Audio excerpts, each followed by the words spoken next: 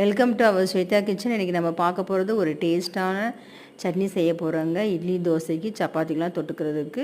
அது தேவையான பொருட்கள்: சின்ன வெங்காயம், கொஞ்சம் தக்காளி, ஒரு 3 தக்காளி, சின்னதாக 3 தக்காளி, 4 பூண்டு பல், கொஞ்சோண்டு இஞ்சி பீஸு, 2 கருவேப்பிலை கொத்து, 4 காஞ்ச மிளகா, தேவைக்கேற்ப உப்பு.